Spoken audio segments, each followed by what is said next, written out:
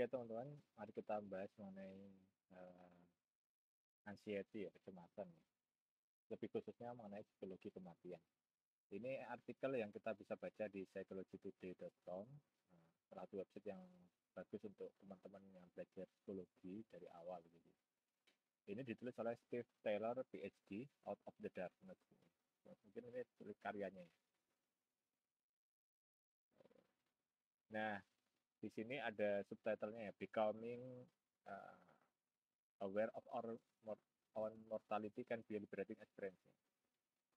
Menjadi sadar terhadap mortalitas diri sendiri merupakan suatu hal yang pengalaman yang membebaskan begitu.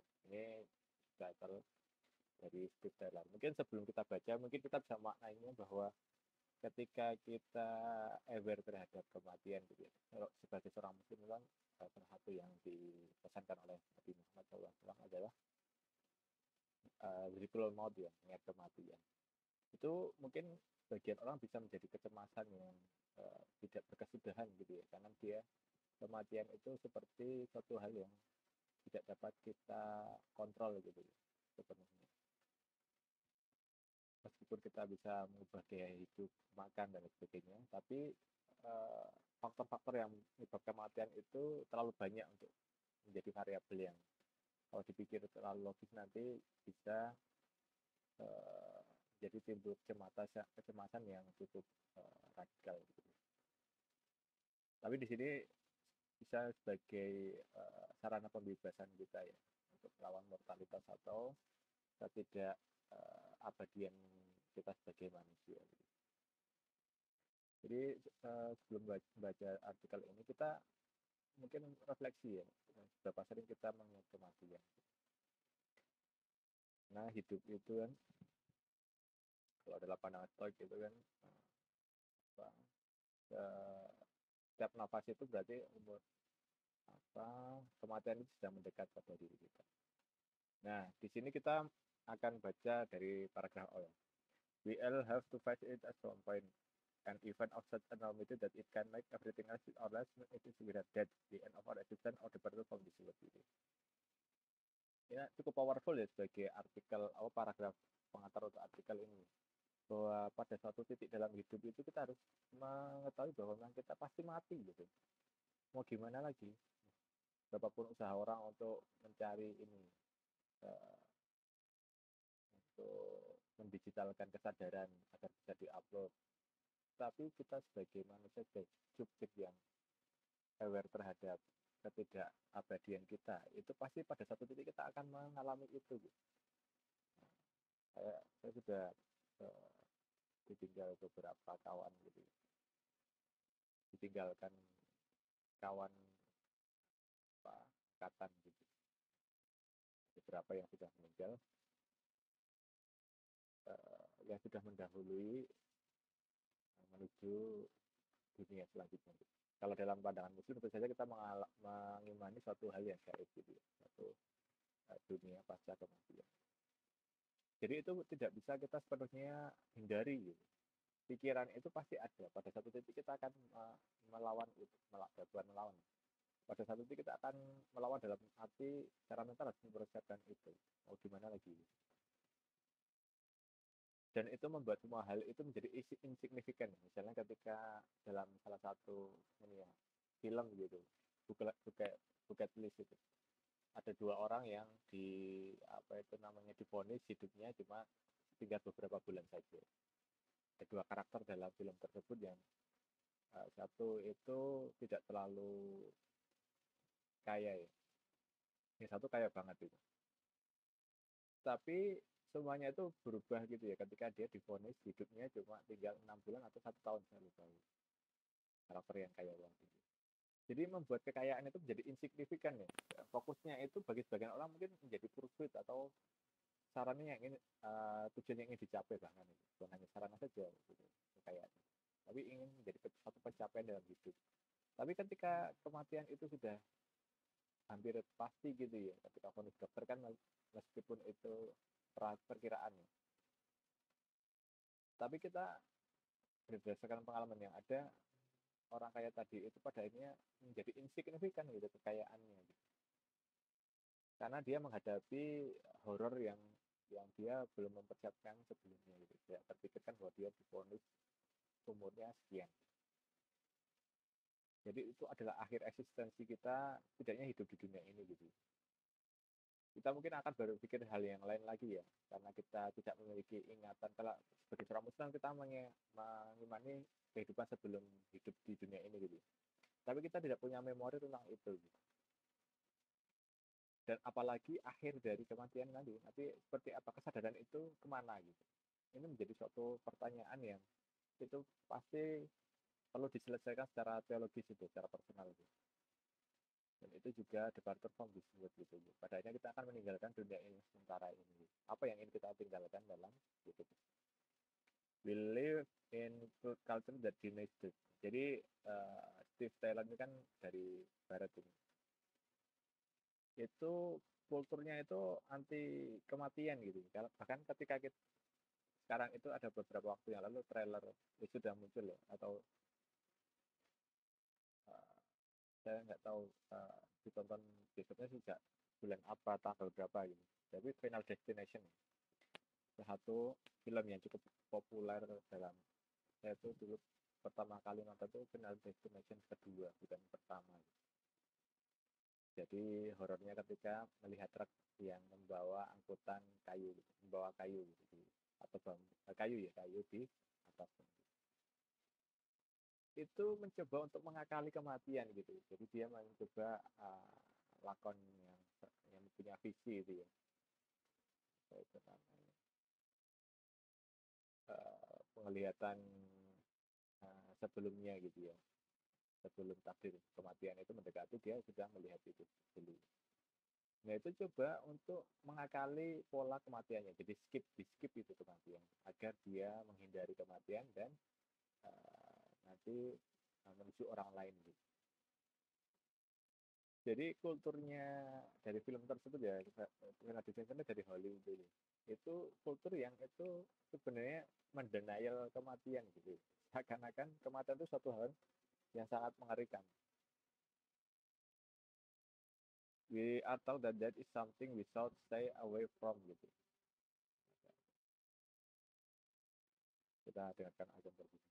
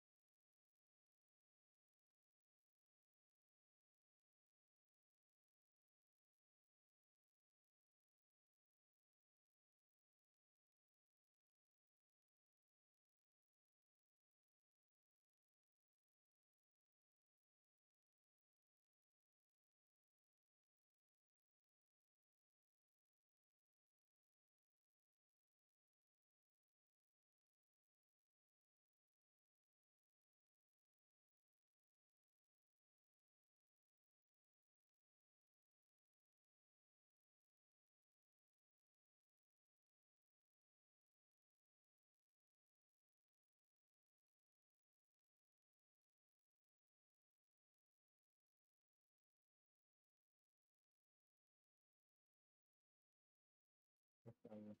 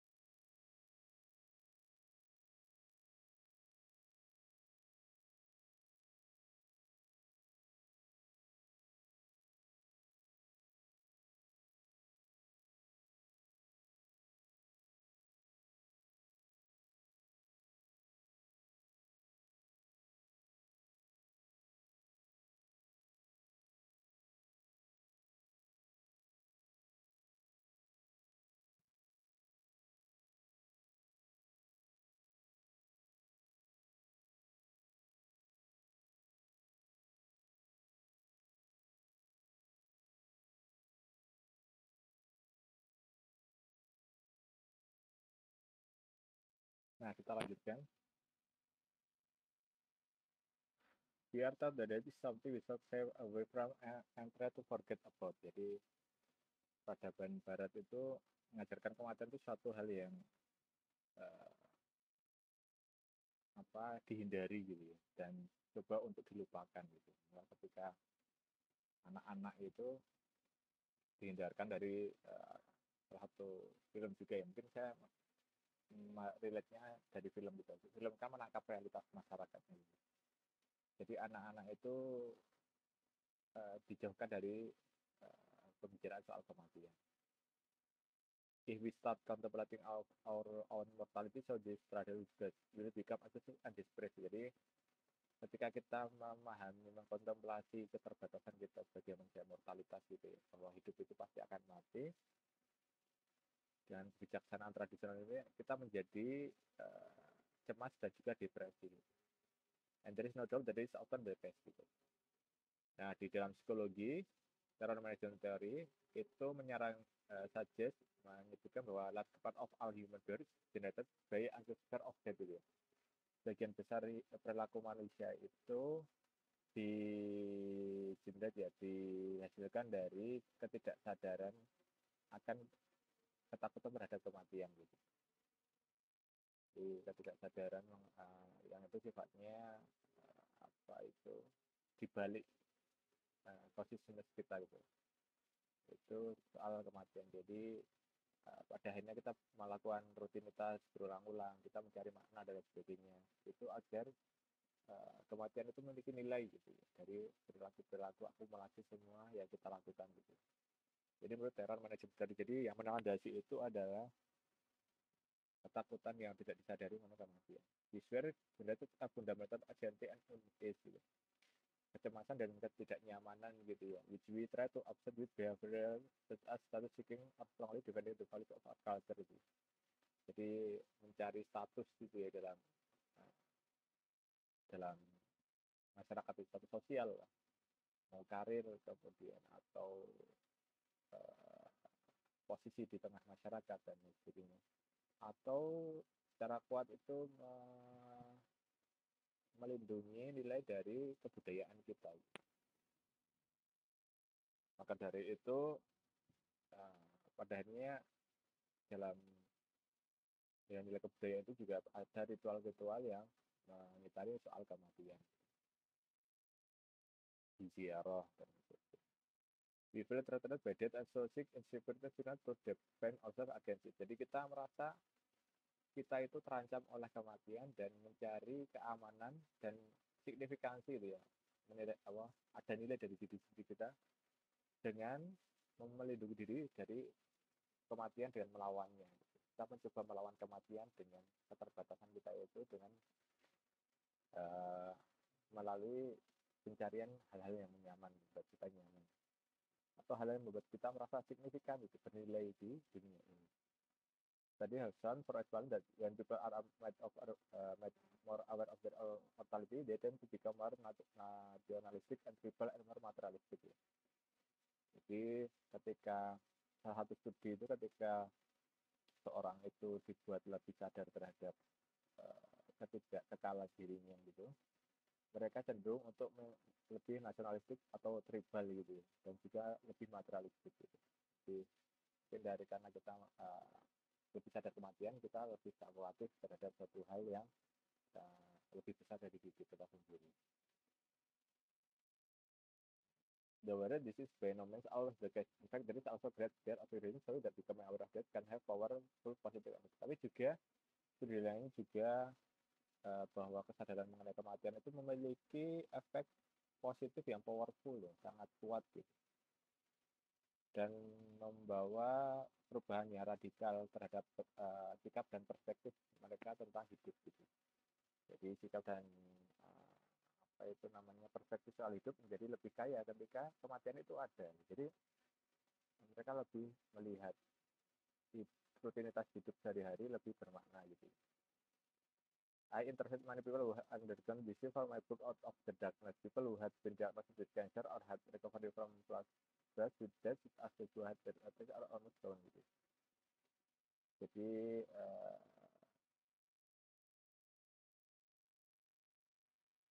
Ini dia studinya orang yang didiagnosa kanker kemudian uh, recover dari hampir mendekati kematian seperti serangan jantung atau hampir tenggelam gitu. Yaitu ada efek transformasional gitu atau transformational effect gitu, dampak transformasional.